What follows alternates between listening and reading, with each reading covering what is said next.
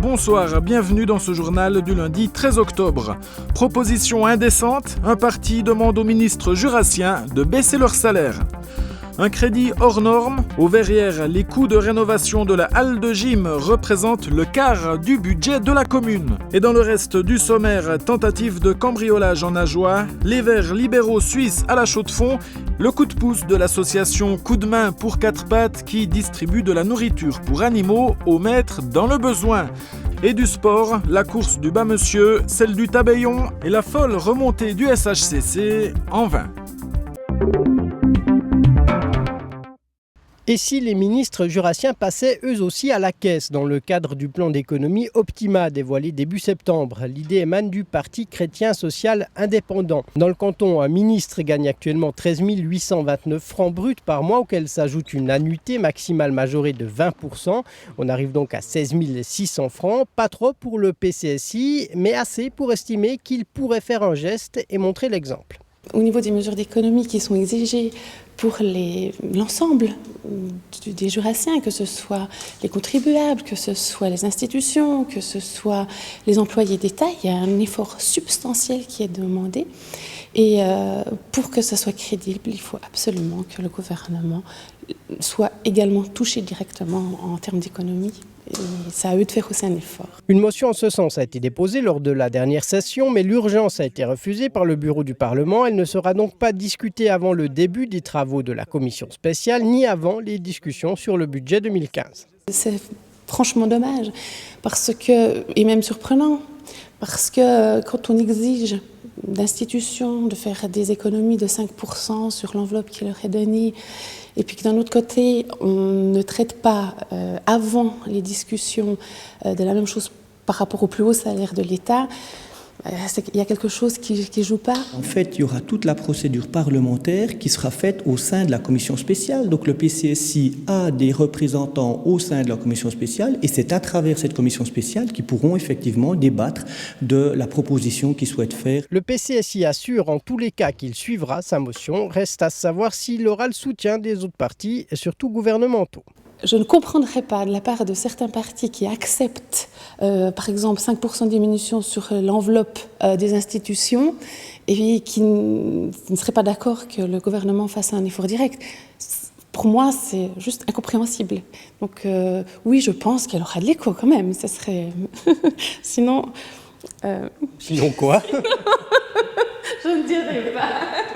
Rien n'est moins sûr, certains partis auront peut-être des scrupules lorsqu'il s'agira de toucher au porte-monnaie de leurs représentants. Les Verrières et sa salle de gym pas comme les autres. On entre et on fait un saut d'un siècle dans le passé. Une salle de gym pleine de charme, mais aussi très vétuste. Un petit peu dangereux quand même. Ouais. On passe la porte et on arrive dans la salle de spectacle attenante, elle aussi dans son jus d'origine. Pour 1,2 million, c'est-à-dire le quart du budget annuel des Verrières, la commune souhaite rénover en partie les lieux. On peut se permettre de le faire, d'ailleurs c'est pour ça qu'on le fait, mais c'est aussi pour ça qu'avant on n'a pas pu le faire. Il n'y a que 4 ans que la commune des Verrières fait des bénéfices. Avant c'était des pertes, alors on ne peut pas faire des pertes et en plus mettre 1 million et quelques de travaux. Puis on change aussi tout le... Enfin on change pas, on recouvre tous les soubassements. C'est une première étape, le chauffage, les sols et certaines installations seront changées, mais attention, on garde le charme. On est obligé de conserver la beauté de cette salle et aussi la sonorisation de cette salle. Tous les gens qui connaissent un petit peu ce problème, disons, de sonorisation seraient scandalisés qu'on change quoi que ce soit à ce phénomène-là.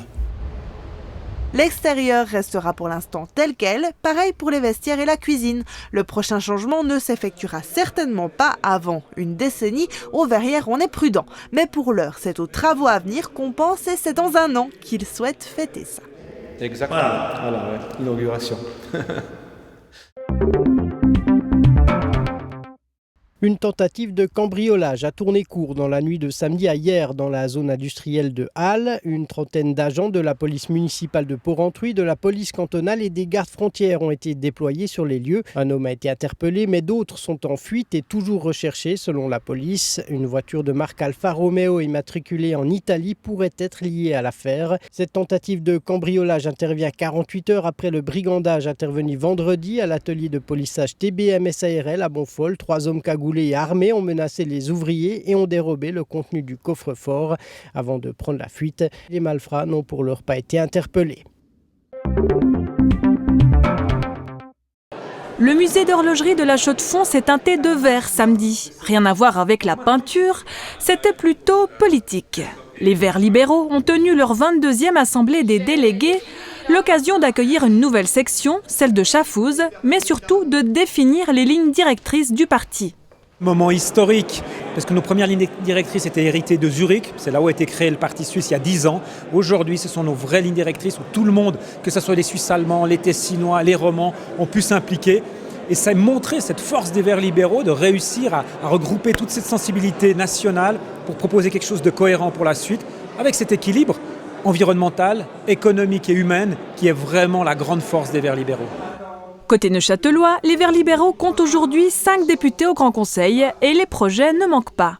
On sera actif déjà à travers notre mandat au Grand Conseil neuchâtelois, mais également dans le cadre des initiatives qui se présentent. Il y a l'initiative TE-TVA, il y aura probablement d'autres initiatives que les Verts libéraux neuchâtelois lanceront d'ici là, et toujours dans cet état d'esprit de sortir des idéologies, de la doctrine, afin de lancer, comme vous le disiez à l'instant, des initiatives et de se porter sur l'avenir avec des projets et avec une politique du bon sens. Les Verts libéraux ont aussi pris position samedi. Ils ont accepté de soutenir le référendum contre le percement d'un 2e tube au Gothard.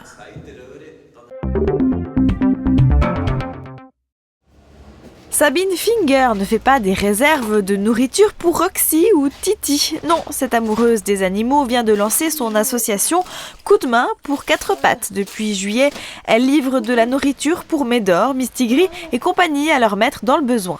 On reçoit des dons en nourriture ou en argent.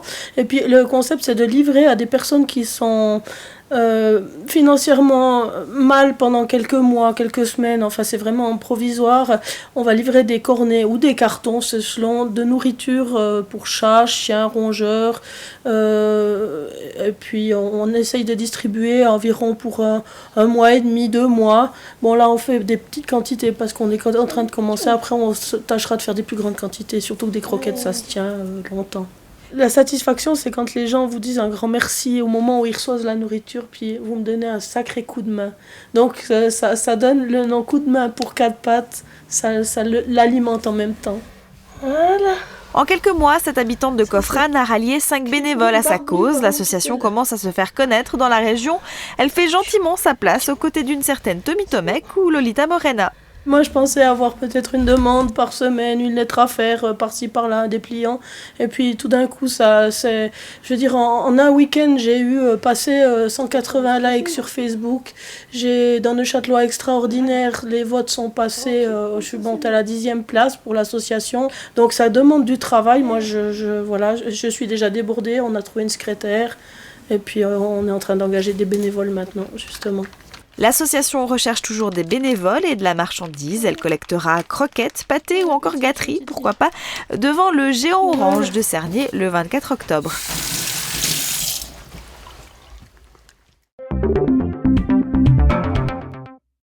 La fameuse course du Bamsieux à la Chaux-de-Fonds a donné de nouvelles sensations à ses pilotes samedi. Pour marquer ses 60 printemps, le comité d'organisation a innové en organisant une course nocturne. La première manche s'est déroulée de jour, la seconde au crépuscule et la dernière de nuit. Le parcours habituel reste inchangé. Les bolides doivent parcourir 1 km sur le tronçon plus communément appelé le championnat du monde des 3 virages. Anthony Picard remporte la course. Il a dompté la nuit avec un temps de 41 secondes 75. Au point de vue du pilote, ça demande plus de concentration. Je dirais que les points de freinage ont changé. Ces ballons qui font de l'éclairage artificiel, ils ne nous aident pas forcément. parce qu'il faudrait mieux que ce soit tout nuit ou alors trouver un système avec des rampes de phare. C'est vrai qu'on courait en nocturne, mais ce qui était très compliqué aujourd'hui, c'était non pas les conditions de vue, mais c'était les conditions précaires de stabilité. C'est-à-dire que la piste était très très très grasse. La nuit ne complique pas seulement la vie des pilotes, mais aussi celle du comité. Il a bossé pendant une année pour trouver les infrastructures nécessaires et consacrer une semaine au montage. Au niveau organisation, c'est beaucoup de travail pour mettre toute l'infrastructure en place pour une journée de course. Alors le démontage de nuit est très compliqué. J'ai de la chance de pouvoir m'appuyer sur une bonne équipe solidaire, donc je pense une bonne partie de la nuit on va la passer ici, y compris demain pour tout ranger. Heureusement, l'équipe au complet compte une centaine de personnes, mais les commissaires ne souffrent pas de la nuit qu'au démontage, ils doivent s'adapter aussi pendant la course et ça ajoute un petit suspense pour certains. Il y a pas mal de véhicules qui n'ont pas de lumière et compagnie, donc pour eux c'est peut-être plus dur. Mais pour nous c'est pas plus facile non plus parce qu'on doit viser les numéros, on doit viser les portes, donc c'est tout aussi difficile quoi. Ça met un petit piment supplémentaire et puis ça demande un peu plus d'attention parce qu'on voit moins les cônes, mais c'est sympa. L'ambiance est toujours aussi bonne de jour comme de nuit. Une centaine de concurrents ont pris le départ et la course était ouverte comme chaque année à monsieur et madame tout le monde. Si le soleil peinait à se montrer hier, dans le peloton de la course du Tabellion, c'est tout de même le jaune qui dominait. Et c'est même une véritable marée jaune qui a traversé Glovelier. Ça me fait beaucoup de bonheur. En plus, le jaune pour nous c'est le symbole du tournesol, donc c'est un symbole de l'espoir. Donc c'est vraiment un moment lumineux pour nous et puis pour les enfants. Et presque tous les coureurs avaient revêtu ce maillot jaune. Pour cette 30e édition, les organisateurs de la course du Tabellion ont choisi de soutenir l'AJAFEC, l'association jurassienne d'aide aux familles d'enfants atteints de cancer. On avait décidé l'année passée déjà d'essayer de soutenir une association. L'année passée, c'était le Centre Béjune de dépistage du cancer du sein. Puis cette année, ça allait un peu de soi pour nous qu'on allait soutenir la JAFEC. Il y a beaucoup de raisons. Au niveau du club, on a une personne qui a été touchée. On connaît des gens qui ont leur enfant qui est tombé malade cette année. Il y avait beaucoup de raisons. C'était une évidence que ce soit la JAFEC cette année. Autre évidence, le choix du parrain de la manifestation. Il y a 6 ans maintenant, j'ai eu une greffe de moelle suite à une anémie aplasique. Donc j'ai été 3 mois à Genève dans une unité d'oncologie finalement à Genève. Et maintenant je fais de la course à pied, je fais du sport. C'est pour ça qu'ils ont pensé que je serais un bon parrain, étant donné que j'ai fait partie de ces enfants cancéreux finalement, comme la JAFEC. Et puis je fais aussi du sport, donc c'est un peu pour combiner les deux finalement. Avec Émile Monet, ils étaient 777 coureurs au départ, un record. C'est Jérémy Hunt qui s'est imposé avec un temps, lui aussi record de 50 minutes et 30 secondes. Jérémy Hunt qui doit se grouiller pour battre son propre record. Le record est en 50-57, il est en 50-17, il reste 30 secondes. Elle va battre son record. Jérémy Hunt. Chez les dames, Morgane Croza s'est montrée la plus rapide. Et avant la course à pied, il y a eu le VTT. Maëlle Valla et Marine Grottia ont eux aussi remporté la victoire. L'affiche était alléchante. Le Street Hockey Club de la Chaux-de-Fonds n'a pas déçu son public malgré un début de match difficile. Dimanche, il affrontait Auberville sur le terrain de Bellevue. L'équipe alémanique, 7 fois championne suisse les 8 dernières années, a démarré en force. Les Chaux-de-Fonniers, timides en début de rencontre, ont encaissé le premier but à la 10e minute. La suite a été plutôt difficile pour les Bleus et Blancs. 2-0, 3-0, 4-0 et le 5-0 encaissé 2 minutes après le début du deuxième tiers. Moi je crois que techniquement ils sont très forts, ils ont une expérience aussi au niveau international. Ils ont un entraîneur qui est professionnel. Ils ont un des joueurs de l'équipe nationale de Slovaquie. Ça fait beaucoup d'expérience derrière. Le SHCC ne comptait pas en rester là. Les joueurs ont aussi sorti les crocs dès la 25e minute de jeu. Yutsi redonne du courage à l'équipe en perçant la cage de Sidler. Le match prend alors une toute autre tournure avec une remontée spectaculaire des Chaux-de-Fonniers. Cyril Robert inscrit le 5-2, Farrington réduit encore l'écart et l'égalisation tombe à la 48e minute.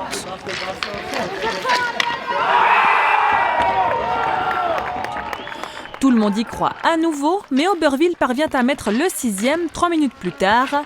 La fin de match est chaud bouillant, les nerfs sont à vif. Le portier chaudefonnier sort pour les dernières secondes de jeu et c'est 7-5. Vous êtes quand même heureux d'avoir pu finir sur ce score? Non, plus maintenant. Alors maintenant, on se satisfait plus de ça. On vise vraiment un top 5 cette année. Et puis c'est vrai qu'on ne peut pas se satisfaire des défaites. Même si elles sont courtes, même si on dit voilà, on joue contre les meilleures équipes. Maintenant, je crois que notre mentalité a changé. On n'est plus le petit Chaux-de-Fonds. Cette année, on va aller chercher ces playoffs et puis on va aller un petit peu plus loin. Le SHCC affrontera Kernenried dimanche prochain à Bellevue.